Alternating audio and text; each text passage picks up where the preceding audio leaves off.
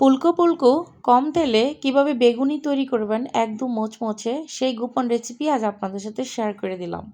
এই রমজানের কমন একটা রেসিপি হচ্ছে বেগুনি, পেঁয়াজু, আলুর চপ। প্রতিদিনের ইফতারিতে কিন্তু এগুলো আমাদের রাখতে হয়, খাই আর না খাই। চলুন তাহলে এই রেসিপি শেয়ার করে ফেলি। আসসালামু আলাইকুম এভরিওয়ান, সবাই কেমন আছেন? আশা করি ভালো আছেন। রমজান মুবারক সবাইকে। আজ আমি কিভাবে পুলকো পুলকো একদম কম তেলে বেগুনি তৈরি করি সেটা আপনাদের সাথে শেয়ার করব।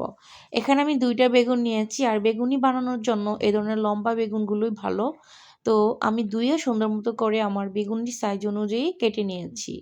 বেগুনটা আপনারা ধুয়ে নিবেন, তারপরে কাটবেন। অনেকেই কেটে ধুয়ে নেন, তখন বেগুনের মধ্য থেকে পানি ছেড়ে দেয়, বেগুনিটা সুন্দর হয় না।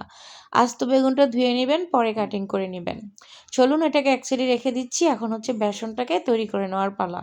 আপনার বেগুনিটা মচমচে হবে কতটা সেটা ডিপেন্ড করবে বেসনের উপরে।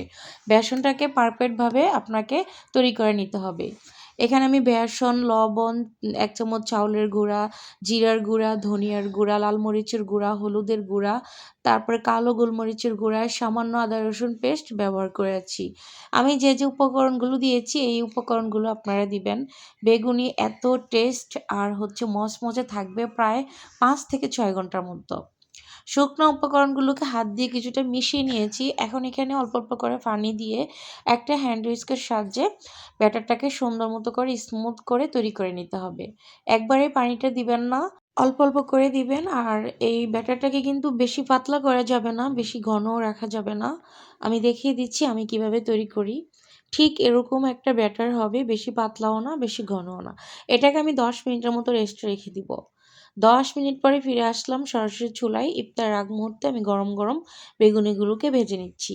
একটা একটা করে বেসনের মধ্যে দিচ্ছি আর তেলে ছেড়ে দিচ্ছি। নিচ থেকে এগুলো ফুলে উঠবে, আমায় কিছুই করতে হবে না। আমি জাস্ট একটু উল্টিয়ে পাল্টিয়ে দিব। তো দেখেন, বেগুনিটা কিন্তু এমন একটা জিনিস, আমারও কিন্তু ভালো লাগে না ইফতারে বেগুনি, পেঁয়াজু, আলু সব ছাড়া। বেশি একটা খাই না, কিন্তু মনে হয় এগুলো ছাড়া ইফতার অসম্পূর্ণ। তো এগুলো যদি পারফেক্টভাবে তৈরি করে রেখে দেওয়া যায় তাহলে কিন্তু কয়েক ঘন্টার মতো মোচমোচে থাকবে। আমি প্রায় ২ মিনিটের মতো ভেজে নিয়েছি আর তুলে নিচ্ছি। এভাবে এক এক করে আমি সবগুলো বেগুনি ভেজে নিব। দেখেন, তো আমি সবগুলো বেগুনি ভেজে নিয়েছি আর দেখেই বোঝা যাচ্ছে কতটা সুন্দর এবং লোভনীয় হয়েছে। ভালো লাগলে শেয়ার করে দিবেন। আল্লাহ হাফেজ।